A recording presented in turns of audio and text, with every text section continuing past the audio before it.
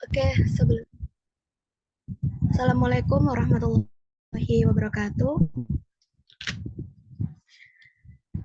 Oke, perkenalkan di poster udah ada juga kalau nama aku adalah Feby Nuri Hidayatul Fatima. Aku berasal dari Prodi Manajemen, kuliah di UINSA dan sekarang sedang menempuh semester 7 di UINSA.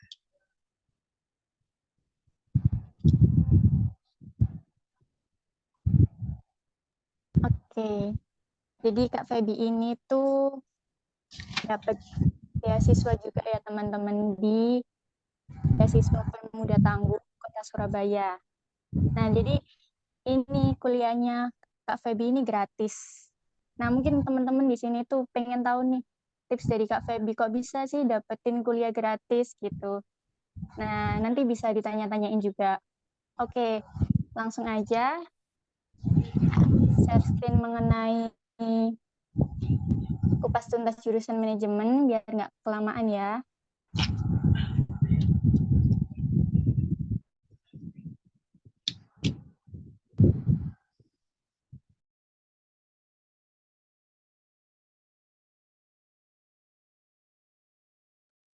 Udah kelihatan? Iya, sudah kelihatan, Kak.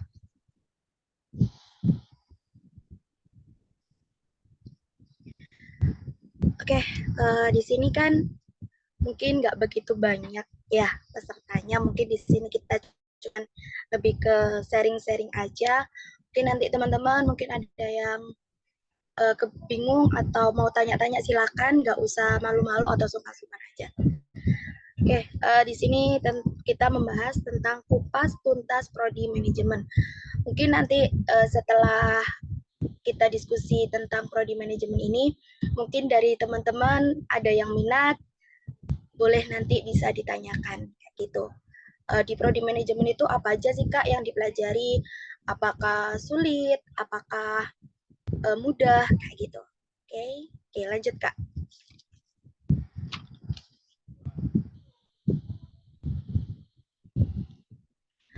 Oke, topik pembahasannya yang pertama-tama udah ya tadi untuk perkenalan profilnya. Terus pembahasan kedua tentang pengertian manajemen itu apa. Setelah itu di manajemen itu jenis-jenisnya itu seperti apa, macam-macam manajemen. Terus manfaat untuk memilih prodi manajemen itu apa. Dan yang terakhir, tips bagaimana kita itu memilih jurusan atau prodi yang sesuai dengan kemampuan diri kita. Agar nantinya saat kita kuliah, itu kita tidak menjadi beban buat diri kita sendiri dalam melakukan perkuliahan tersebut. Karena dihitung-hitung kalau kuliah itu masanya 4 tahun ya, dan itu lama, terus tugasnya juga banyak. Jangan sampai ketika kita udah memilih di jurusan tersebut, kita merasa, aduh, aku kok nggak sesuai ya. Aduh, aku males nih di pertengahan semester, kalian males. Toh nantinya rugi di kalian sendiri, baik di keuangan maupun di waktu kalian. Oke, next Kak.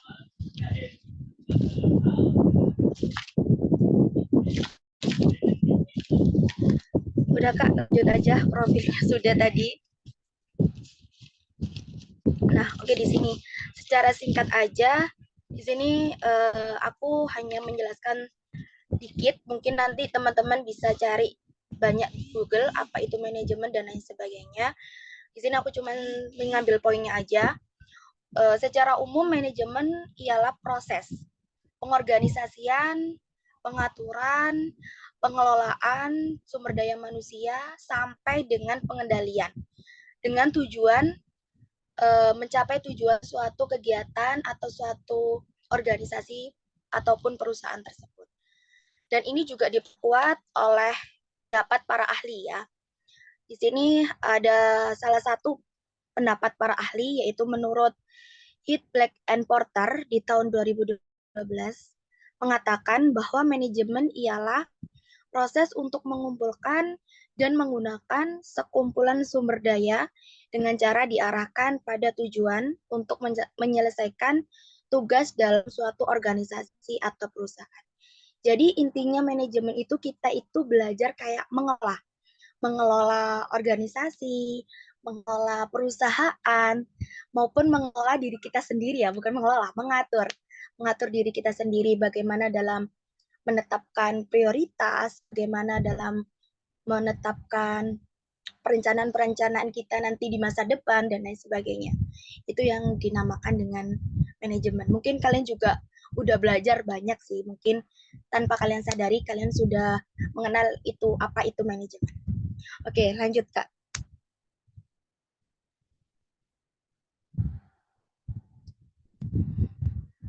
Nah, di manajemen itu banyak sekali, tapi di sini aku hanya menyampaikan beberapa aja, mungkin nanti bisa cari aja di sumber-sumber lainnya, mungkin banyak. Ini yang aku ambil yaitu ini macam-macam manajemennya yang sesuai dengan apa yang ada di mata kuliah manajemen di Prodi Manajemen UINSA. Yang pertama ada manajemen sumber daya manusia. Nah, di manajemen sumber daya manusia ini itu kita belajar apa sih Kak? Kayak gitu. Di manajemen sumber daya manusia itu kita belajar tentang bagaimana kita itu mengelola sumber daya manusia. Seperti apa kayak gitu. Seperti tingkah laku ataupun perilaku manusianya dalam berorganisasi maupun di dalam perusahaan. Misal contoh, di sumber daya manusia itu ada kayak kedisiplinan karyawan, tentang kepemimpinan, setelah itu pengembangan karir, pelatihan karir. Nah, itu nanti dipelajari di manajemen sumber daya manusia. Nanti di matkul manajemen sumber daya manusia itu akan banyak dibagi-bagi sesuai dengan subbab-babnya sendiri gitu. Pokoknya intinya di manajemen sumber daya manusia itu kita belajar tentang perilaku atau tingkah laku manusianya. Terus yang kedua ada manajemen pemasaran. Nah, di manajemen pemasaran ini kita itu belajar tentang cara memasarkan produk ataupun jasa. Setelah itu membuat strategi pemasaran yang baik itu seperti apa. Setelah itu merencanakan produk yang ingin kita jual itu yang bagaimana. Dan menetapkan target pasar yang kita inginkan itu yang seperti apa. Dan di manajemen pemasaran ini nanti banyak sekali yang akan dipelajari. Kayak bagaimana cara kita promosi, bagaimana kita membuat produk, kayak gitu. Nanti itu semua nanti dipelajari di prodi manajemennya. Setelah itu untuk manajemen keuangan ini berkaitan dengan keuangan. Kita di situ nanti dipelajari kayak bagaimana kita mengatur keuangan, baik itu mengatur keuangan perusahaan maupun keuangan organisasi. Kayak gitu. Nanti di manajemen keuangan ini juga ada kayak mata kuliah investasi. Nah, di situ nanti kita dipelajari cara berinvestasi yang benar dan baik itu seperti apa. Mungkin nggak asing bagi teman-teman tentang kata investasi saham dan lain sebagainya. Mungkin sekarang udah trennya yang seperti itu. Untuk selanjutnya ada manajemen logistik. Nah, manajemen logistik ini itu berkaitan dengan rantai pasokan, di mana di manajemen logistik itu kita belajar bagaimana kita mengurangi biaya dan meningkatkan pelayanan pelanggan. Intinya kalau mau manajemen logistik itu kita kayak misal kita bekerja di perusahaan. Nah, di situ kita akan belajar bagaimana cara mengurangi biaya produksi itu lebih rendah dan kita akan meningkatkan kualitas kita, kualitas perusahaan agar pelanggan itu senang dengan pelayanan dari perusahaan kita. Itu nanti dipelajari di manajemen logistik dan di mata kuliah manajemen logistik nanti akan lebih terperinci. Kayak gitu. Selanjutnya kalau manajemen operasional. Nah, di manajemen operasional ini itu berkaitan dengan kegiatan operasional atau kegiatan perusahaan secara operasionalnya, baik itu dari membuat produknya gimana sampai dengan ke tangan konsumen. Produknya itu yang bagaimana sampai disalurkannya bagaimana sampai di tangan konsumen. Itu yang namanya yang disebut dengan manajemen operasional. Selanjutnya untuk manajemen strategi. Manajemen strategi ini nggak asing ya. Mungkin teman-teman juga udah belajar tentang strategi, membuat strategi itu gimana, baik itu strategi dalam belajar, strategi dalam melakukan kegiatan organisasi, kayak gitu, pasti ada sebuah strategi. Nah, untuk manajemen sendiri, manajemen strategi ini lebih ke bisnis ya, bagaimana menentukan strategi bisnis yang tepat yang itu seperti apa. Terus juga kita akan belajar menganalisis dengan SWOT kayak gitu. Terus untuk manajemen perubahan ini masuk juga dalam di manajemen sumber daya manusia, di mana manajemen perubahan ini itu kita diajarkan untuk mengetahui bagaimana mengelola seluruh kegiatan yang nanti dihasilkan akibat adanya suatu perubahan dalam organisasi ataupun perusahaan. Yaitu misal ada budaya di organisasi yang mungkin sebelumnya dipimpin oleh direktur yang sebelumnya, terus ada direktur yang baru. Nah, itu nanti tidak sama dong pastinya gimana budayanya yang direktur lama dengan direktur yang baru. Nah, nanti itu yang dinamakan dengan manajemen perubahan. Yang nantinya kita akan belajar bagaimana menghadapi perubahan budaya, perubahan aturan, dan lain sebagainya. Selanjutnya ada manajemen teknologi dan informasi. Ini juga gak asing juga untuk manajemen teknologi dan informasi, kita juga dipelajari bagaimana sih kita itu menggunakan teknologi di era yang sekarang. Dengan tujuan agar para karyawan di perusahaan itu bisa mengetahui dan bisa intinya bisa mengikuti di era zaman digital yang saat ini. Selanjutnya ada manajemen pengembangan atau hubungan masyarakat. Di sini juga kita dipelajari bagaimana cara kita untuk bergabung dengan masyarakat. Intinya di hubungan masyarakat itu memastikan ya sebuah perusahaan atau organisasi ini itu memiliki hubungan kerjasama. Intinya kita belajar bagaimana sih kita itu menjalin hubungan dengan perusahaan lain, dengan mitra-mitra lain. Nah, itu nanti dipelajari di manajemen pengembangan atau hubungan masyarakat. Dan yang terakhir yaitu manajemen pengembangan produk. Nah, di pengembangan produk ini hampir sama dengan manajemen pemasaran.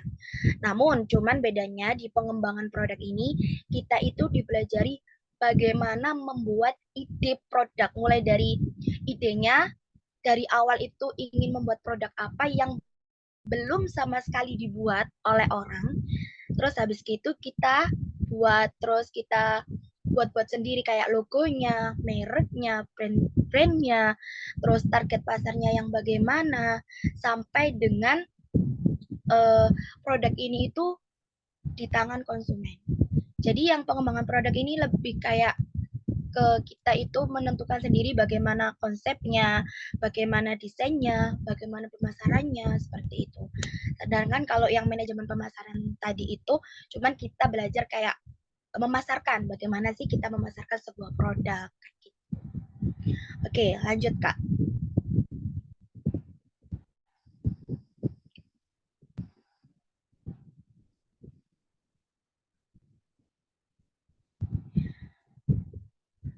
Nah, terus apa sih Kak manfaat ketika kita memilih prodi manajemen kayak gitu?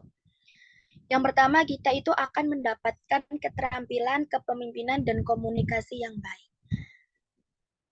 Jadi ketika kita belajar manajemen, kita itu mampu untuk terampil kayak gitu, terampil yang kayak tadi.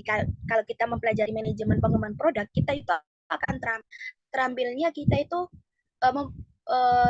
dituntut untuk mendapatkan ide-ide yang menarik, ide-ide yang kreatif, yang inovatif untuk menciptakan produk yang baru yang belum ada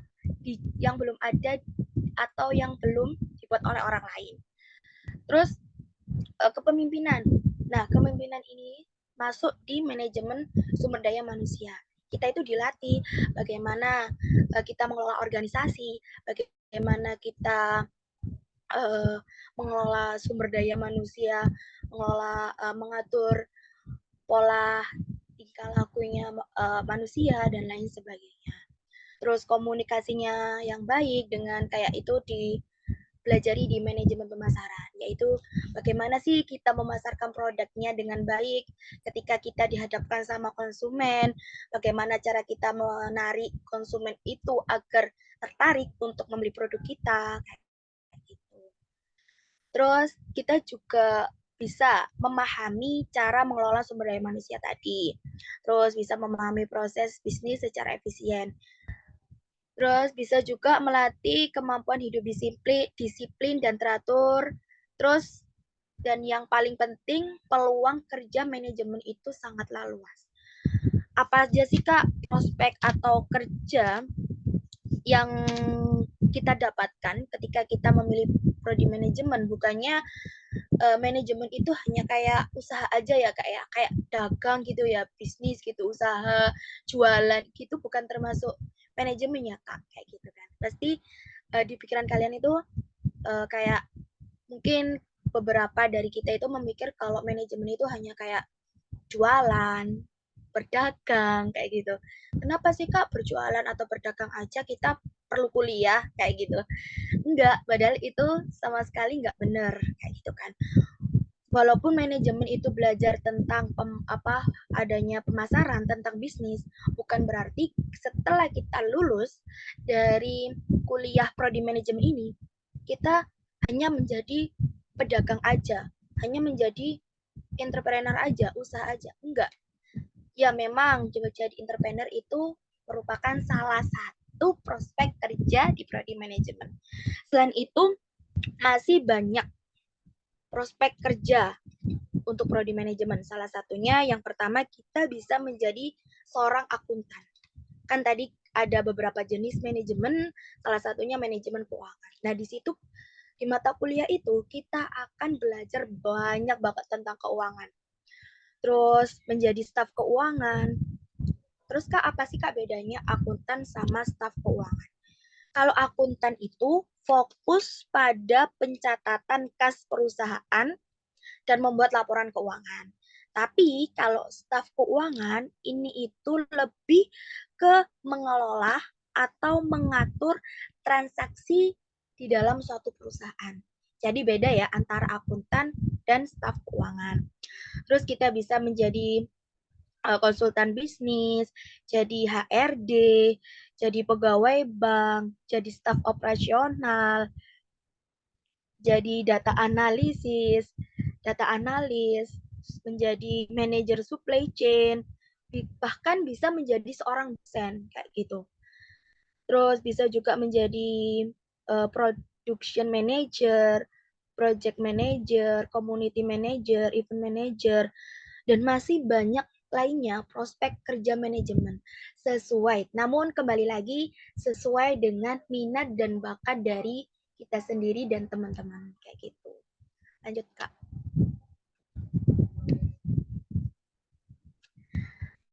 Oke, ini yang pembahasan kita yang terakhir yaitu bagaimana sih Kak tips memilih prodi atau jurusan yang sesuai.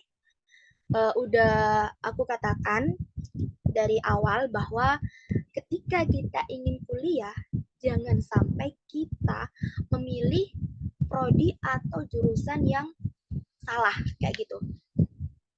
Karena kalau salah itu nanti akan jadi beban, jujur akan jadi beban buat diri kalian sendiri kayak gitu. Karena tugas di kuliah itu banyak. Jadi kalau kalian kayak nggak seneng, terus kalian hanya terpaksa, aku masuk ini karena orang tua.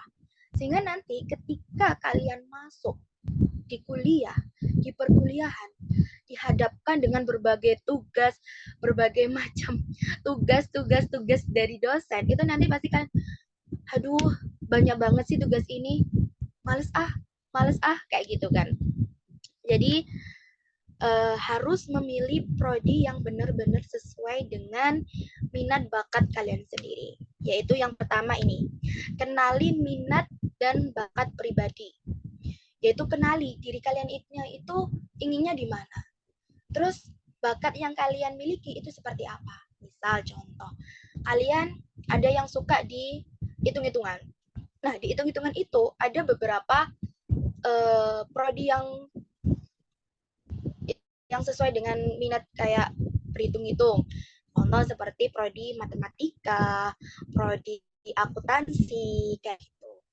Kalau seneng itu di prodi manajemen juga bisa masuk, kayak gitu kan.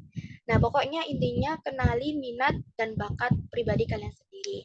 Jangan sampai kalian hanya masuk di kuliah dengan ketentuan orang tua, kayak gitu. Terus yang kedua, lakukan atau mencari informasi tentang jurusan yang ingin kalian dapatkan, yang ingin kalian masuki, yang ingin kalian tekuni. Dan jangan terpengaruh oleh tren atau tekanan sosial. Intinya jangan terpengaruh, misal sekarang ini trennya kayak ini ya, jadi apa namanya, YouTuber, nanti kalian masuk di kafe. Tapi kalian tidak ada kemampuan tidak ada bakat dalam apa namanya, di prodi di kafe tersebut. Soalnya di kafe kan kita kayak mendesain-desain kayak gitulah ya.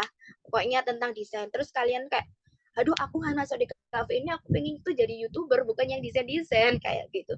Pokoknya jangan ikut tren, tapi ikuti minat dan bakat kalian sendiri. Terus selanjutnya konsultasikan dengan orang yang berpengalaman. Mungkin kalian punya kakak, punya teman, punya kakak kelas, punya orang-orang yang mungkin udah berpengalaman, yang sudah masuk di perkuliahan kayak gitu. Tanyakan, aku suka gini, aku suka menulis intinya. Aku pengen jadi seorang guru kayak gitu misalnya. Suka nulis tapi ingin menjadi guru. Nah, itu bisa masuk di jurusan sastra dan bahasa, itu bisa masuk kayak gitu. Pokoknya konsultasikan dengan orang yang berpengalaman atau konsultasikan dengan orang tua mungkin. Tapi kalau orang tua memaksakan ya, tapi kalian tidak sesuai dengan kalian, tidak sesuai dengan minat bakat kalian, ya kalian konsultasikan juga. Jangan hanya karena kalian ingin jurusan prodi manajemen kayak gitu.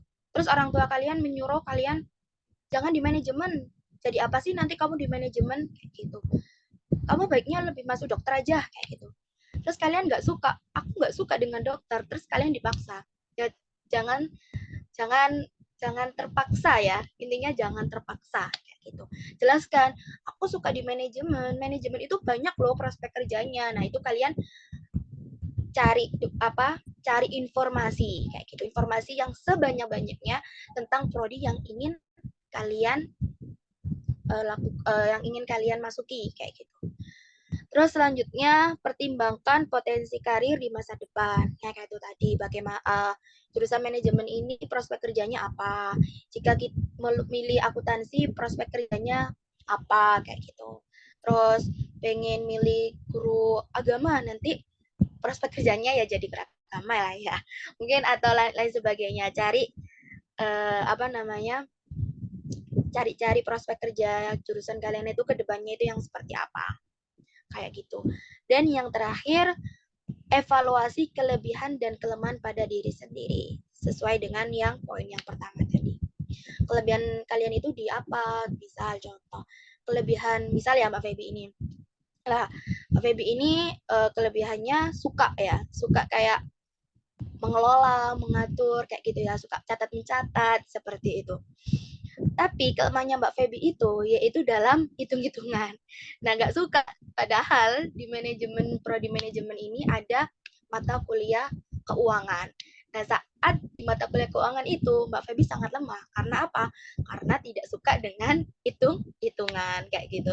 Jadi ya evaluasilah kelebihan maupun kelemahan pada diri kalian sendiri yang sesuai agar bisa masuk ke prodi atau jurusan yang sesuai. Dan ingat, jangan karena ingin masuk negeri ya, nih kebanyakan itu banyak yang bilang aku tuh pengen masuk negeri, tapi di negeri ini tuh jurusan nilaiku itu nggak nutut ketika aku milih prodi ini.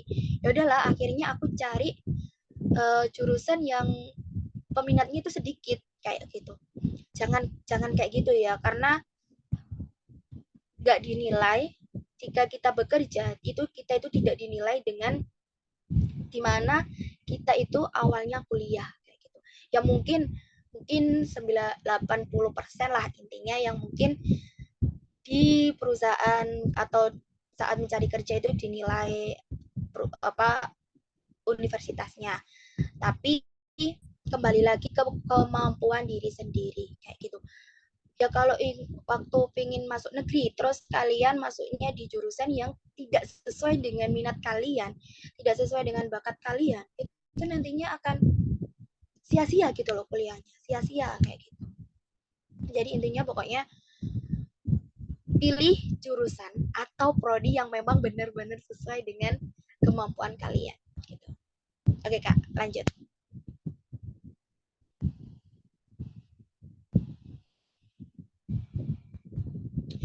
Nah, udah sampai situ aja. Terima kasih. Ini ada kata-kata bahwa menuntut ilmu itu takwa. Menyampaikan ilmu ialah ibadah dan mencari ilmu adalah jihad. Jadi tuntutlah ilmu dan carilah ilmu yang bukan untuk dihafal, tapi yang dapat memberi manfaat bagi semua. Oke, terima kasih. Mungkin ada yang ingin ditanyakan, monggo. Kurang lebihnya, mohon maaf. Saya akhiri. Wassalamualaikum warahmatullahi wabarakatuh. Waalaikumsalam warahmatullahi wabarakatuh. Oke, mungkin di sini teman-teman mau ada yang ditanyakan nih. Bisa resen dulu ya.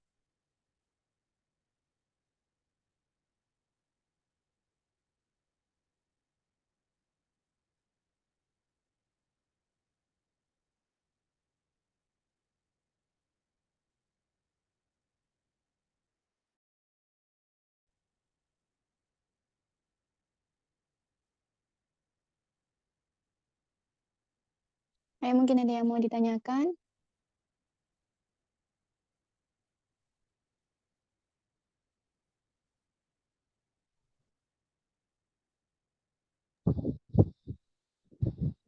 Monggo teman-teman yang ingin bertanya silakan. Di sini kita sifatnya hanya sharing-sharing ya, kayak cuman berbagi-berbagi aja. Jadi nggak usah kayak takut atau malu-malu atau sungkan izin mau bertanya. Silakan, nggak apa-apa.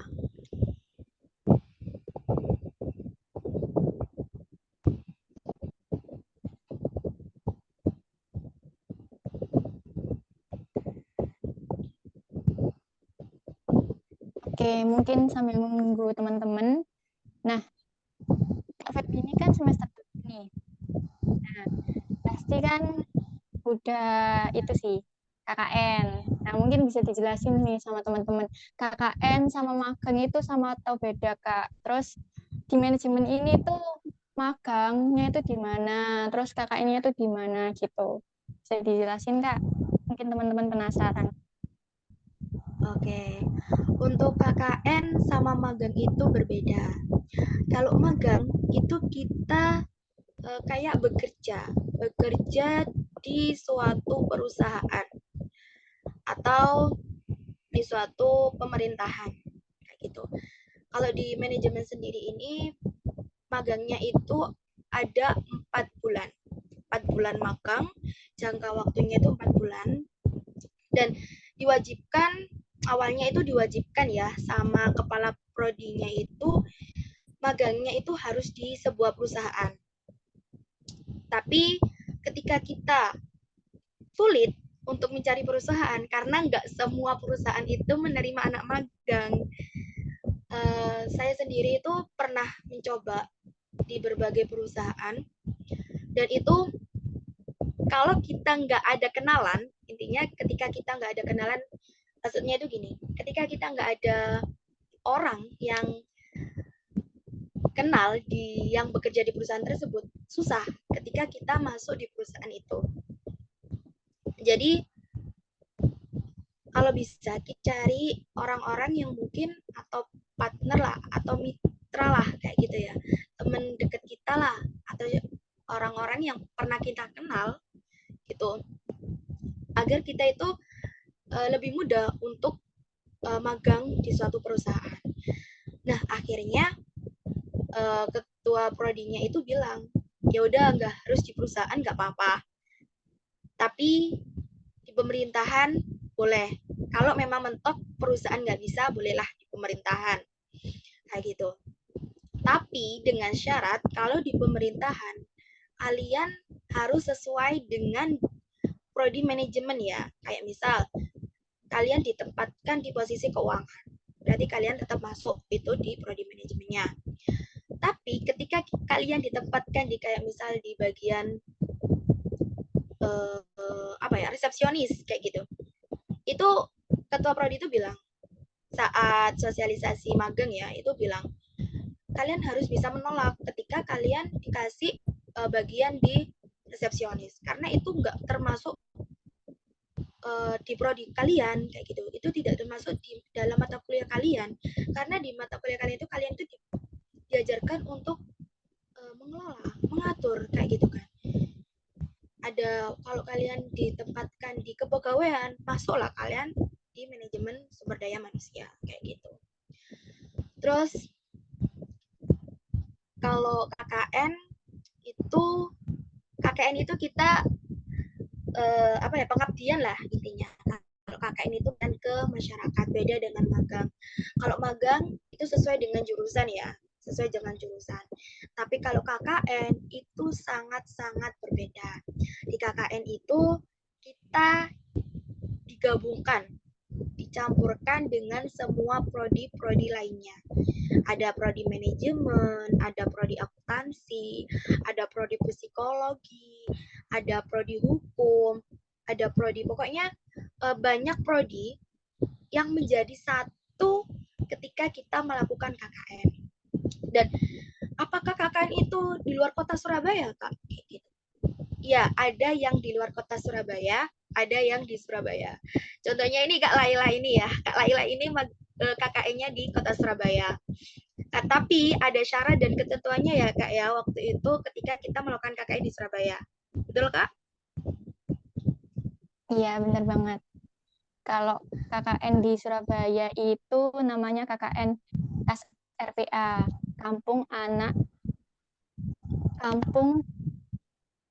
bentar ya, aku agak lupa singkatannya.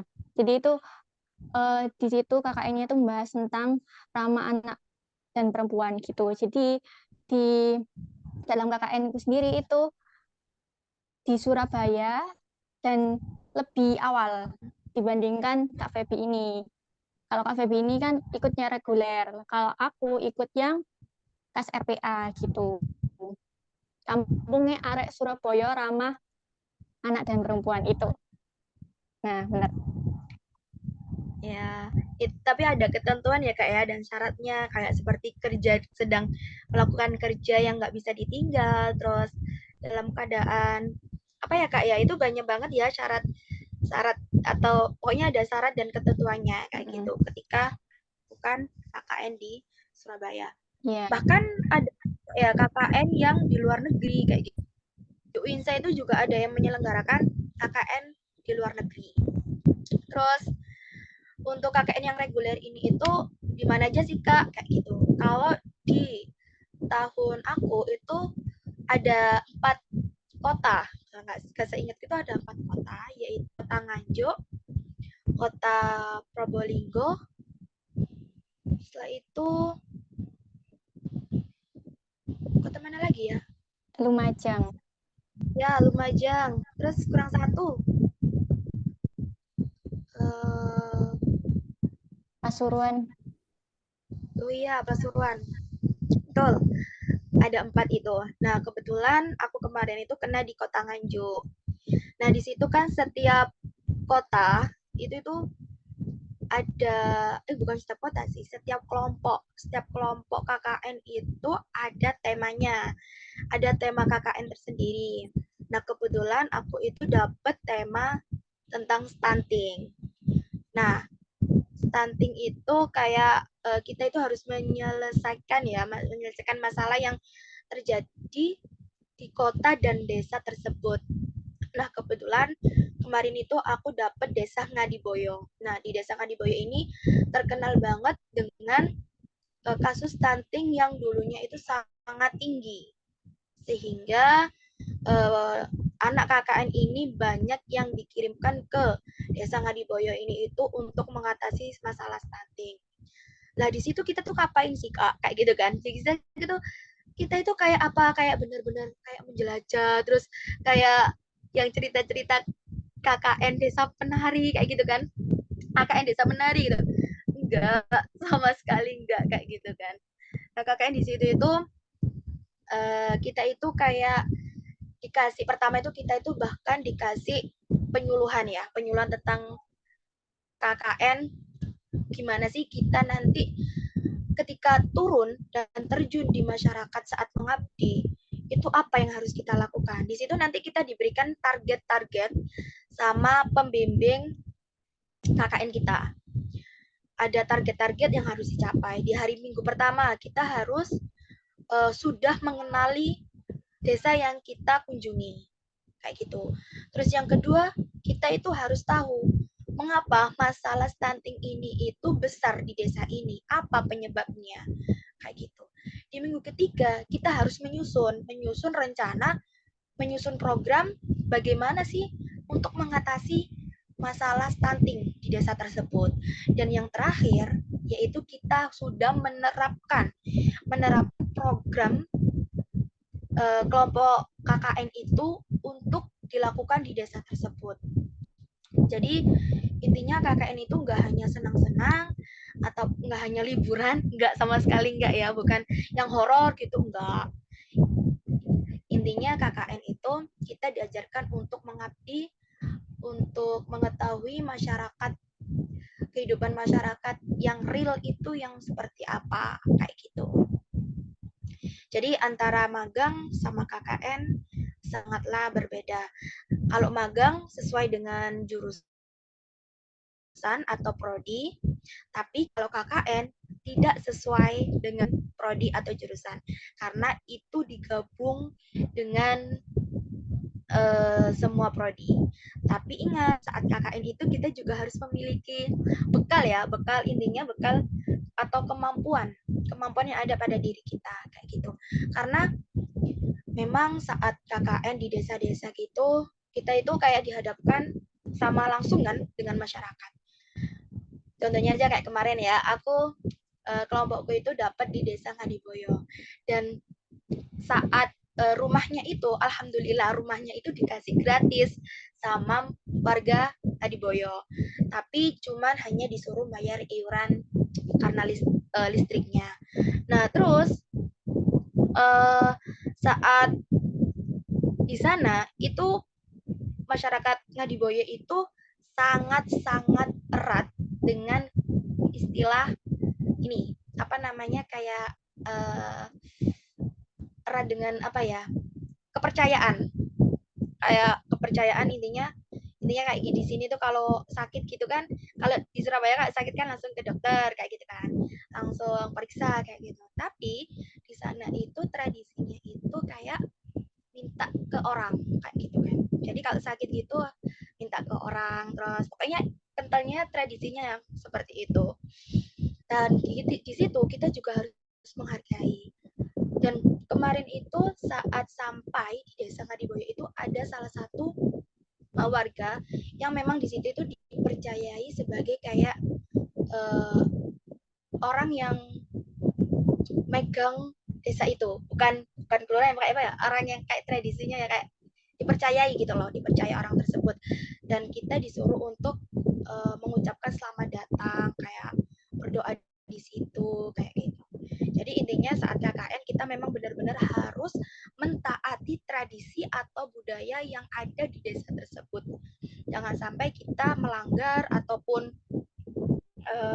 menentang tradisi tersebut. Jangan sampai, karena kita datang di kampung orang, di desa orang, yang mana kita tidak tahu seluk-beluknya bagaimana, dan kita juga harus menjaga sikap, jangan sampai kita membawa nama buruk universitas kita. Seperti itu, Kak. Oke, wah seru banget nih. Nah, mungkin ada yang mau ditanyakan sama Fitra. Boleh nih langsung dinyalakan on-nya. Terima kasih Kak udah dikasih waktunya untuk bertanya. Sebelumnya perkenalkan, nama saya Fitra. Saya ini calon masuk ke sama Universitas UIN. Cuman nanti saya beda prodi dan beda jurusan. Tapi nggak menutup kemungkinan saya mohon izin untuk bertanya masalah manajemen yang udah kakak tadi jelasin. Jadi pertanyaan saya, untuk di dalam lingkup manajemen yang udah kakak terjun sekarang, itu contoh kecil manajemen yang kita lakukan dalam kehidupan sehari-hari itu apa? Itu saja, terima kasih. Oke, tadi namanya siapa? Fitra. Ya, dari mana nih Fitra? Ya, gimana Kak? Dari mana asalnya? Biar Kak Feby kenal juga nih. Oh, saya asal Sidoarjo. Oh, Sidoarjo. Ya. Oh, deket nih Surabaya Sidoarjo. Iya, deket Pol. Oke, itu alumni SMA mana? Atau MA atau SMK? Saya 6 tahun nggak di Sidoarjo Kak. Saya di Pasuruan, Pondok bukan soalnya saya. Keren nih Kak. Oke, bisa langsung dijawab sama Kak Feby nih. Oke, sebenarnya salam kenal ya Fitra dari Sidoarjo. Temanku banyak sih yang dari Sidoarjo ya.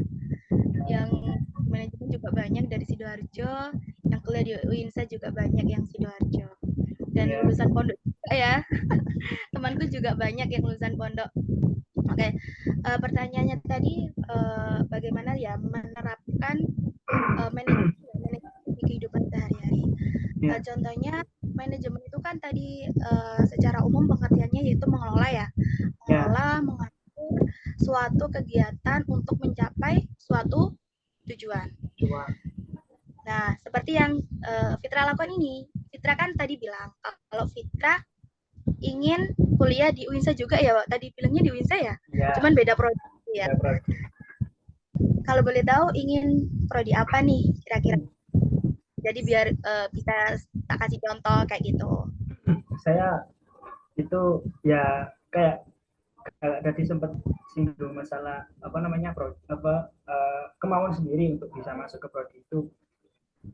Ya saya ingin masuk ke prodi pendidikan agama Islam. Kan di sana kan ya gitu Kak, terkenal bahkan terkenal di seluruh wilayah Jawa Timur, khususnya kalau prodi BA itu prodi yang sangat favorit dan juga peminatnya itu banyak. Soalnya kan saya karakternya dari pesantren, nanti saya mau karir saya tetap ada, itu makanya saya ambil PA itu biar sejalur lah. Oke, nah itu bisa tuh Fitra lakukan dengan menganalisis, masuk ke manajemen strategi. Yang bagian mana Kak? Bagian SWOT, analisis SWOT. Nah nanti itu SWOT itu ada S itu strength, itu kekuatan. Kembali lagi kekuatan diri Fitra. Fitra ini kan tadi pengennya di pendidikan agama Islam. Fitra mempunyai kekuatan, kelebihan bahwa Fitra itu dari pondok kan, pasti udah belajar banyak tentang bagaimana ajaran-ajaran Islam kan pasti begitu banyak diajarkan di pondok. Terus Nah, itu nanti Fitra itu bisa tuh cari peluangnya itu, peluang di masuk Juinsa di jurusan PA itu yang apa aja peluangnya. Nah, ada jalurnya kan di Uinsa itu, ada jalur SBM, ada jalur SMM ya, ada jalur mandiri. Kalau yang buat kalau keagamaan itu SPAN ya, SPAN PTKIN. Terus ada lagi satu yang tes SBM yang seperti agama itu apa ya? UMPTKIN enggak? Oh ya, itu UMPTKIN kayak gitu. Mungkin Fitra coba semuanya. Jangan sampai Fitra hanya ingin coba SBM aja lah kayak gitu. SNM lah. Kalau misal nggak lolos SNM, coba SBM. Kalau SBM nggak lolos, coba ke SPAN PTKIN. Kalau SPAN PTKIN nggak lolos, Fitra coba PTKIN. Namun jangan hanya berpacu dengan satu prodi ya. Kelebihannya Fitra kan mungkin bisa mengenali kelebihannya ya. Kelebihannya selain dari pondok itu apa aja, selain pengen jadi pendidikan agama Islam kayak gitu. Cari yang kedua, maksudnya intinya cari keinginan yang kedua. Misal itu nggak berhasil, nanti Fitra dapat menuju ke peluang selanjutnya. Itu juga masuk ke perencanaan untuk masa depannya yang bagaimana gitu. Jadi manajemen itu bisa untuk mengatur diri sendiri sih, intinya bisa menyusun rencana kita ketika ke depan itu yang bagaimana. Ketika gagal di sini, berarti harus ada rencana lain, plan B. Terus plan B ini nggak berhasil, harus ada plan C dan seterusnya kayak gitu. Di UINSA memang banyak banget kalau di jurusan PAI. Mungkin selain di pendidikan, Fitranya ingin yang di mana? Nah, itu harus di sendiri. ya. Inginnya di mana? Pendidikan. Mana?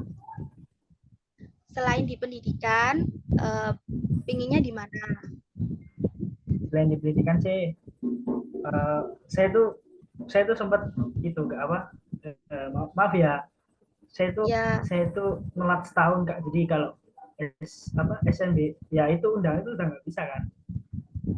Ini bisa dibilang gapir lah.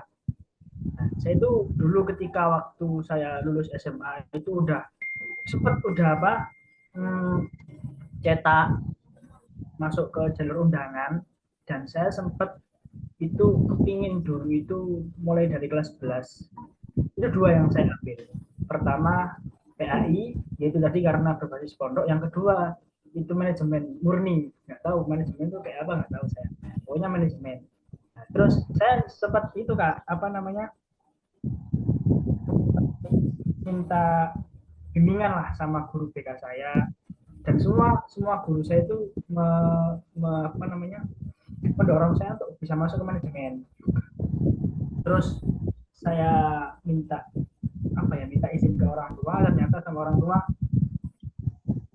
nggak ngizinin. Lebih mending masuk ke PAI ataupun yang berbasis ke agama gitu.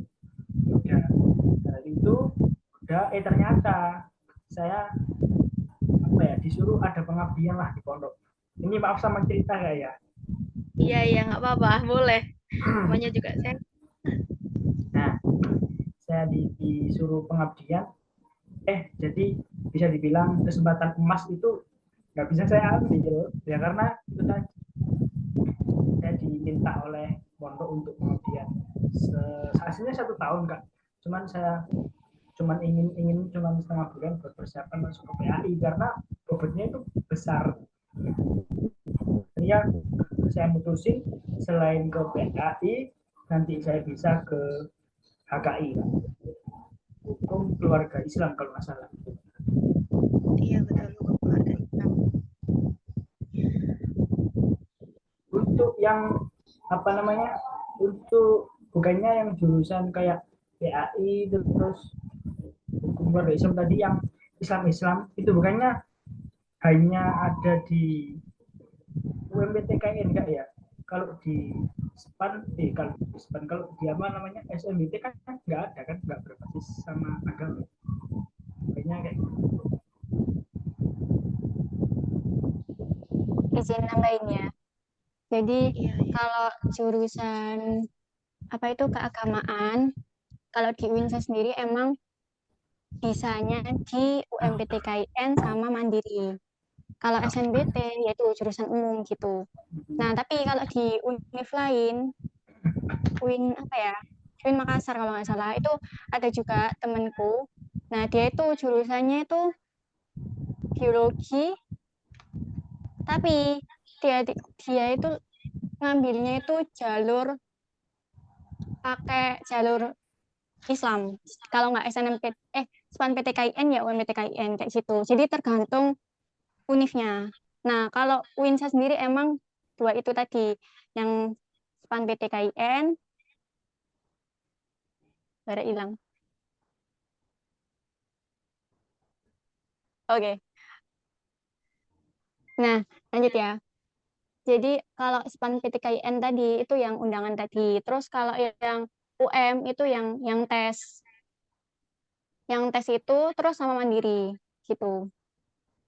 Oh iya, iya. Oke, mungkin ada yang mau ditanyain lagi sama Fitra. Kok tadi kan Kak Feby ikut beasiswa apa tadi? Pemuda Tangguh. Pemuda Tangguh. Oh iya. Nah, Mas bahas masalah apa namanya? Yang masalah prodi yang sama itu tadi udah saya cerna Kak. Makasih. Sekarang masalah apa namanya? Apa nanti beasiswa Kak? Nah, Kak Feby ini sebelumnya Surabaya Kak ya? Surabaya. Surabaya mana? Surabaya Barat. Kalau Surabaya Maka Barat ya banyak. rumahku sama kayak ini, rumahnya Kak Laila, Surabaya Barat. Iya. Surabaya Barat itu berarti apa namanya? Daerah GBT situ kan Kak? Enggak. Daerah Gelora mana? Bung Tomo. Gelora Bung Tomo situ kan? Enggak. Enggak. Itu loh, tahu PTC. Apa-apa? PTC. BTC. Wah, itu aja apa daerahnya? Samikrab. Kecamatan Samikrab. Tahu nggak? Oh, iya ya, tahu. Oh, jauh Nah, berarti ya. kalau Febi ini di Jelitro, ya Feb ya? Iya, Jelitro. Kalau aku di Kalijarannya. Kayak gitu. Oh, iya ya. Udah. Nah, untuk bahas masalah beasiswa tadi, saya ada satu incaran Kak, ada satu incaran beasiswa yang mana beasiswa ini tuh kalau di pondok saya pribadi itu jadi apa ya? Jadi rebutan semua kalangan anak-anak pesantren. Soalnya pertama ya namanya beasiswa kan siapa yang nggak mau kan Kak ya. Nah ini namanya beasiswanya itu PPSB. Nah saya ini ngincar ini. Nah dari pihak PPSB-nya atau IPDP itu kan yang menentukan jurusannya kan dari situnya.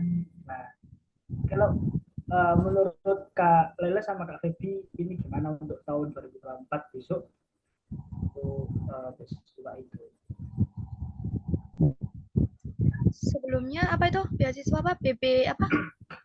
EBSD atau IPDP. IPDP. Sama apa tadi yang kedua? Ya, PBSD sama IPDP itu sama. Oh, sama. Ya. Itu bentuknya LPDP apa? Itu. Oh iya, LPDP, ya. Juga LPDP. DP. Itu LPDP, Kak. kalau nggak salah ya, kalau LPDP itu kayak beasiswanya untuk S2 nggak sih yang LPDP itu? Ada yang S1. Oh, ada yang satu. Soalnya Ya. setahu kemarin tuh kalau saat cari-cari informasi itu yang LPDP itu yang taunya itu yang S2. Nggak tahu sih kalau Kak Laila ini mungkin pernah tahu informasi yang LPDP buat beasiswa S1. Ya. Kalau yang PBSB itu yang beasiswa santri, itu Nah, dulu ya. tuh pernah ada Itu. kakak yang bahas kan, itu dapat langsung beasiswa santri. Mungkin ada di apa itu namanya, Divit.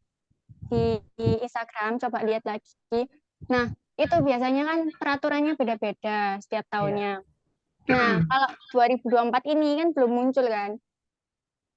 Terus kalau beasiswa yang LPDP ya, LPDP S1 itu ya sama kayak Febri. Tadi aku juga apa ya, tahunya itu pas waktu banyaknya yang daftar itu S2.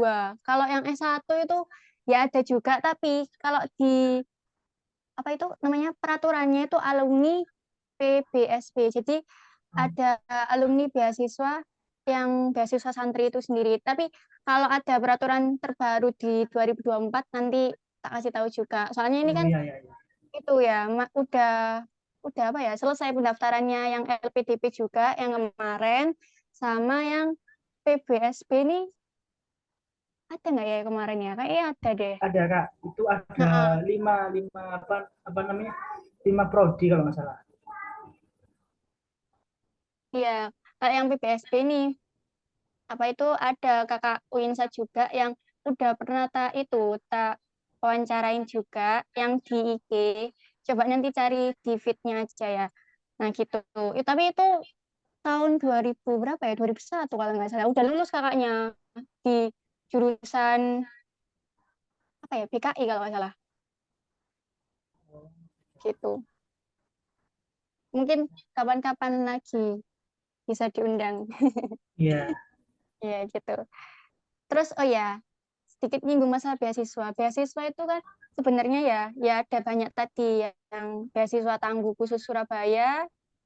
Nah, itu emang khusus kota Surabaya sendiri. Terus juga ada di domisili yang lainnya itu juga ada kok. Di Bojonegoro itu juga ada kayak beasiswa pemuda tangguh cuman khusus kota Bojonegoro itu sendiri. Kalau Sidoarjo mungkin ada, cuman nggak tahu ya kayak kalau itu beasiswa pemuda tangguh yang kayaknya sama. Cuman temenku katanya udah daftar tapi nggak tahu gimana kelanjutannya gitu kan. Terus kalau kan kamu kan itu ya masih mau kuliah nih. Nah, Iya. itu nanti juga ada beasiswa unggulan khusus buat semester 2. Nah, mungkin kamu bisa Oh coba di situ. Jadi iya iya jangan terpacu sama satu beasiswa aja. Dulu itu ya, iya. aku sedikit cerita juga. Aku itu dulu pernah ikutan beberapa beasiswa. Yang unggulan tuh juga sempat ikut, cuman gara-gara waktunya mepet, jadinya nggak jadi. Nah, terus semester 4, aku baru ikut yang beasiswa di Jarum. Nah, mungkin kamu bisa ikutan beasiswa di Jarum juga di semester 4. Nah, itu beasiswanya itu bukan hanya dapat duit aja ya. Nah, tapi juga dapat kayak soft skill gitu loh. Soft skill juga, terus per bulannya itu 1 juta, tapi nggak pakai uang UKT. Nah, gitu. Nggak pakai uang UKT, tapi itu dalam 1 tahun. Jadi ya kalau dihitung sendiri kan 12 juta kan. Nah, tapi ada soft skill-nya. Kalau beasiswa di Pemuda Tangguh, mungkin Kak Febi bisa jelasin. Mungkin biar paham tentang beasiswa. Oke, oke. Kalau aku sih jujur cerita, kalau aku sih baru nyoba beasiswa di Pemuda Tangguh aja. Ini aja aku itu sedikit cerita ya. Aku ini aja tahunya itu beasiswa ini tuh dari teman aku ya, teman aku yang jurusan psikologi. Nah, Winsa juga itu aku dikasih tahu, ayo ikut beasiswa Pemuda Tangguh kayak gitu. Awalnya itu aku nggak begitu tertarik ya, kayak aku tuh takut kayak ketika melakukan beasiswa itu apa bener atau enggak ya, soalnya jujur sama sekali aku nggak begitu banyak tertarik dengan beasiswa kayak gitu kan. Nah akhirnya ya udahlah, akhirnya aku coba tuh yang beasiswa Pemuda Tangguh. Nah di situ aku juga nyangka nggak nyangka ya bisa akhirnya keterima, soalnya dari beberapa temanku itu bilang kalau mengikuti beasiswa itu banyak banget tesnya. Terus peluangnya untuk lolos itu hanya sedikit kayak gitu. Terus ya aku nyangka nggak nyangka, ternyata aku lolos kayak gitu, aku lolos. Dan itu tak kira kayak beasiswanya itu dalam bentuk kayak uang gitu ya, langsung dikasih uang gitu. Ternyata itu enggak. itu lebih banyak ininya, lebih banyak kayak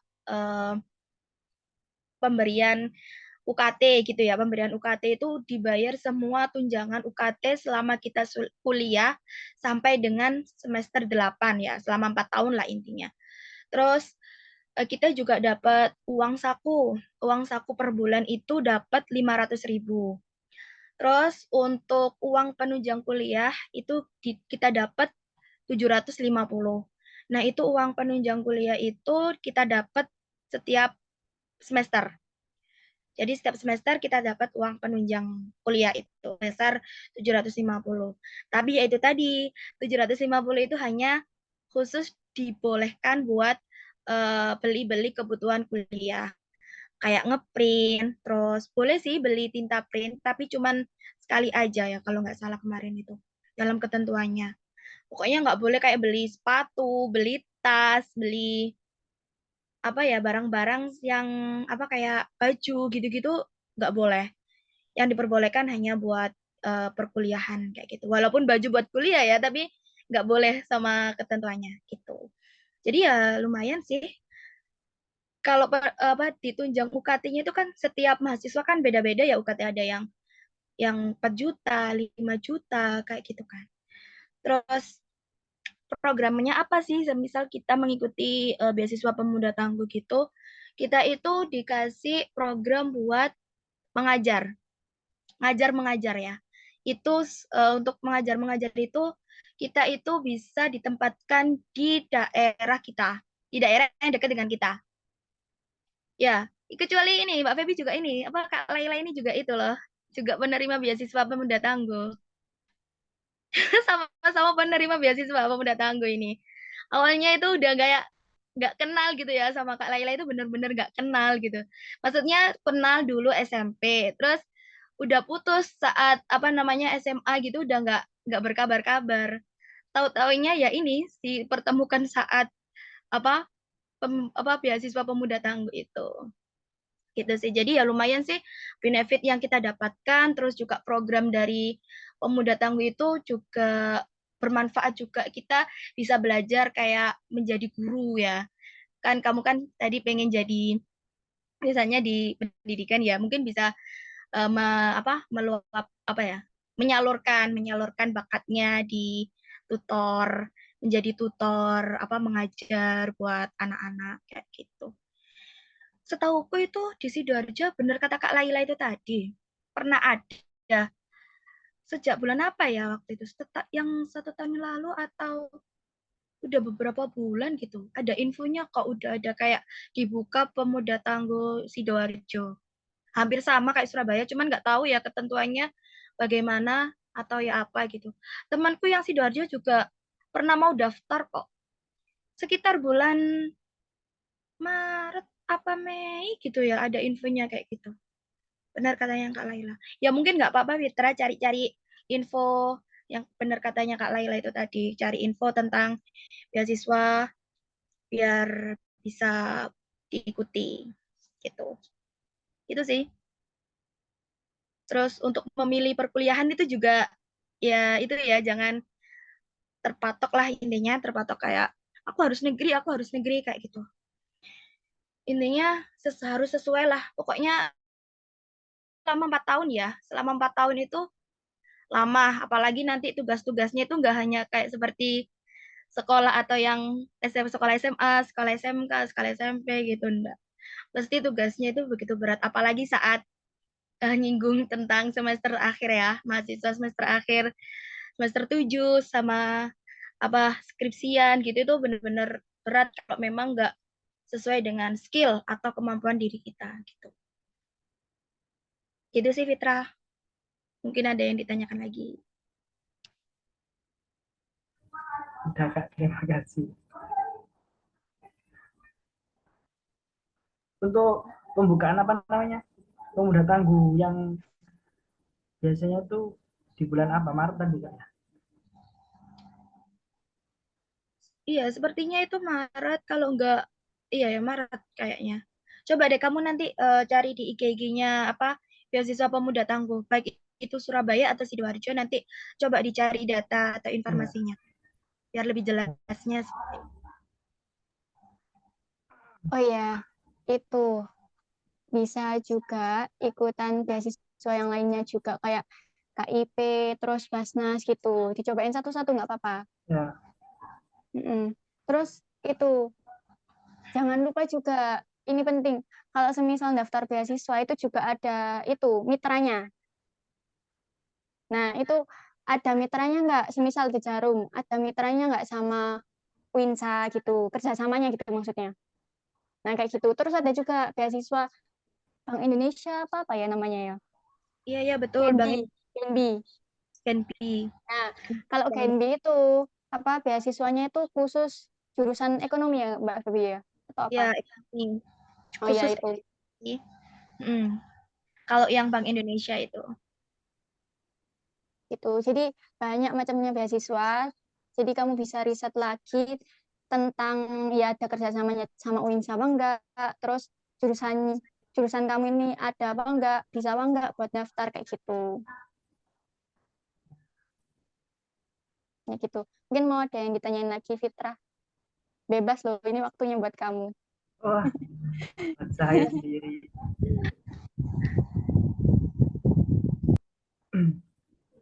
Saya apa ya? Eh, kepingin dang masuk gitu loh. Soalnya lihat teman-teman saya, waduh, udah asik sama dunia perkuliahannya. Jadi saya ya bisa dibilang iri sama teman-teman, soalnya udah dahului saya kan. Ya namanya takdir sih kak. Gak bisa itu. Tapi kebanyakan dari teman-teman saya itu kan saya di Pasuruan, kebanyakan teman-teman itu larinya di UIN Malang sana, ya kebanyakan di sana. Ada sih teman saya yang sepondok itu di apa namanya di Winsa, cuman satu dia itu di apa namanya akuntansi, itu di bawahnya manajemen enggak ya? Iya, akuntansi itu masuk di manajemen. Karena ada apa namanya? Kalau di manajemen itu ada apa namanya? Prodi akuntansi juga. Intinya itu kalau akuntansi itu cukup belajar hanya keuangannya aja ya, tapi Keuangan ya. kalau manajemen itu lebih luas. Intinya Wah. belajar banyak lah intinya. Kalau akuntansi cuma belajar tentang membuat laporan keuangan gitu.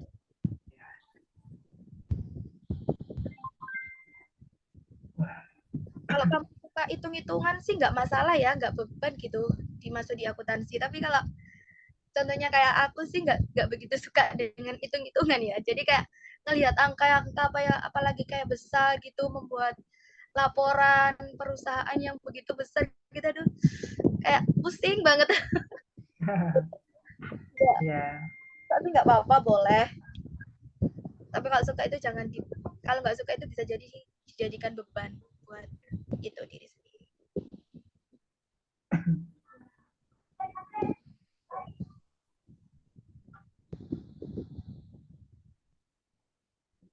Sekarang masih itu gak ya apa namanya?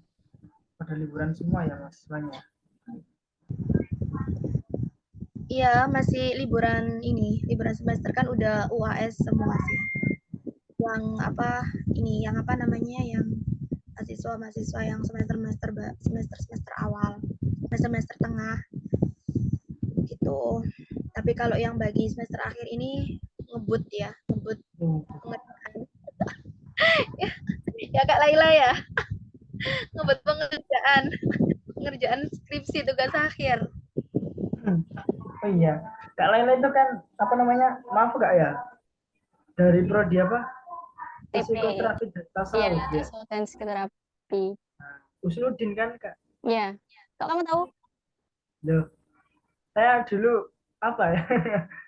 punya kakak sih, punya kakak juga. Saya lihat Kak Laila dulu loh, kok gak asing sama prodinya gitu. Langsung saya tanya ke kakak saya. Kakak saya sekarang semester 5 tapi di bawahnya Kak Laila sih. Pernah dulu saya diajak ke sana masuk ke Musliudin, lihat-lihat apa namanya, lihat kampus. Katanya Musliudin itu jantung Unsa ya Kak ya. Tua banget itu. Iya. itu di sana. Terus rencananya sih kalau semua mahasiswanya udah apa namanya udah normal sudah biasa, saya nanti ke sana lagi untuk cek lagi, maksudnya lihat-lihat lagi sama teman-teman.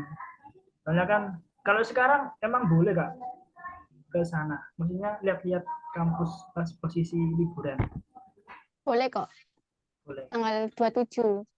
Pokoknya jangan hari libur. Kan tanggal 27 itu ada banyak dosen yang ke sana sih. Soalnya kan itu bukan hari libur bersama. Nah, tanggal 28 juga bisa.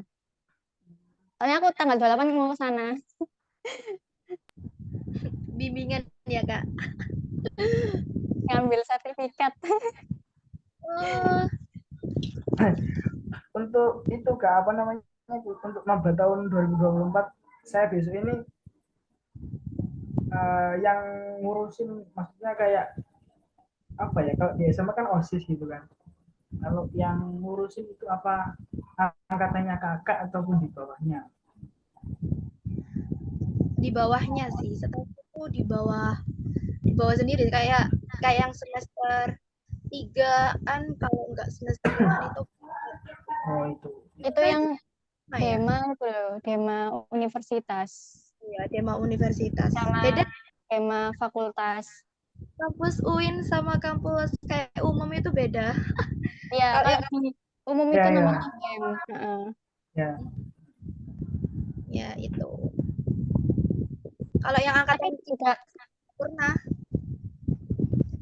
tapi juga itu sih masuk yang di Usuludin itu ada yang seangkatanku masih jabat gitu kan. Semester 7 juga yang anak demanya gitu. Jadi ya tergantung juga sama fakultasnya gitu. Ada yang semester 5 jabat gitu, ya gak apa-apa. Jadi yang ngurusin ya antara ya semester 5, semester 7 gitu. Ada yang di bawahnya juga. Tapi setauku sih semester 5 kalau nggak semester 7. Semester 7 itu pun dikit. Soalnya ya sibuk sama skripsi gitu.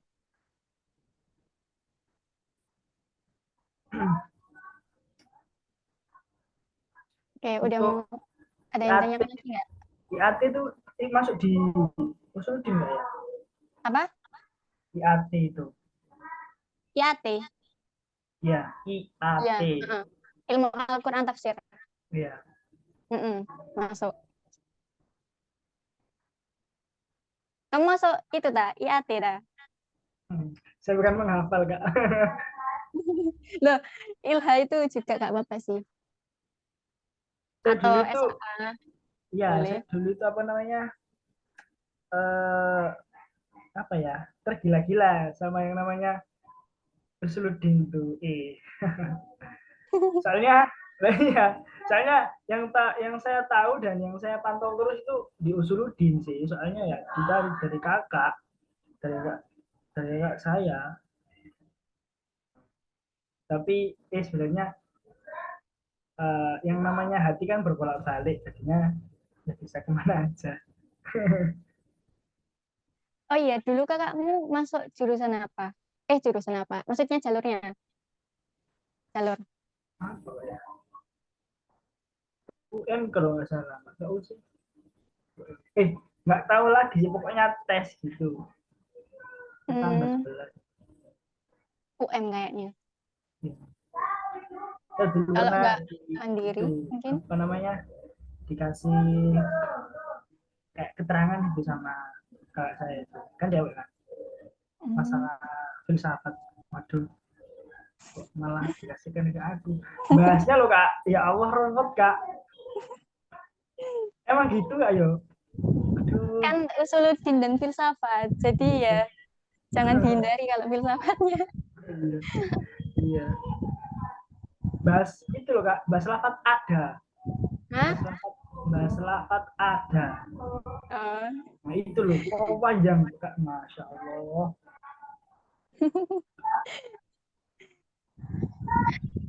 iya sih, memang filsafat itu banyak ya, panjang banget. Temanku yang kemarin KKN itu dia juga prodi filsafat, tapi dia itu milihnya duduk yang bukan yang filsafat Islam, tapi lebih ke filsafat Islam yang modern itu loh. Katanya itu ada apa dibagi-bagi gitu filsafatnya. Terus saat tak tanyain, kenapa kamu pilih filsafat? Setauku filsafat itu kayak prodi yang bener-bener susah banget gitu loh. Terus katanya, aku milih jurusan filsafat ini karena dapat hidayah dari Tuhan. Bilangnya dapat hidayah dari Tuhan, aku sampai ke bawah mimpi gitu katanya. Ya Allah, kok bisa kalau itu. Emang sih, filsafat itu amazing.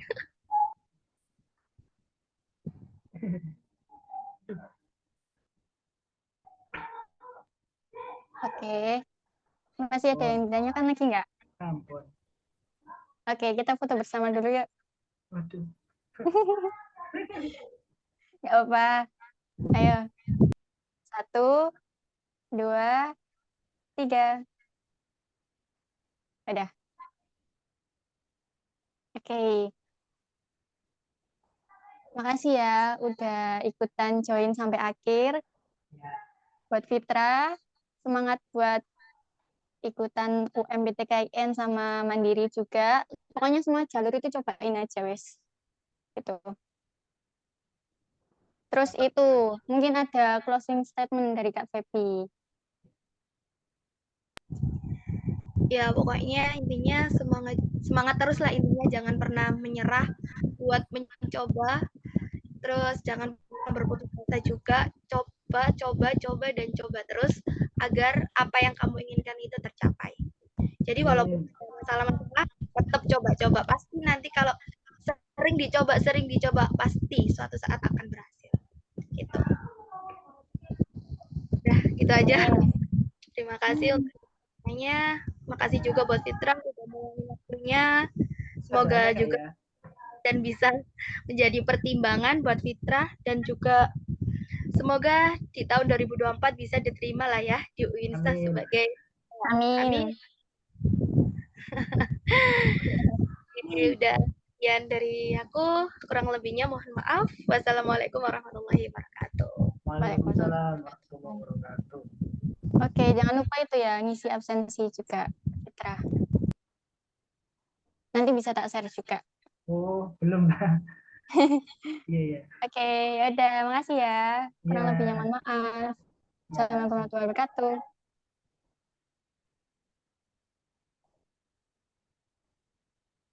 Bisa live ya.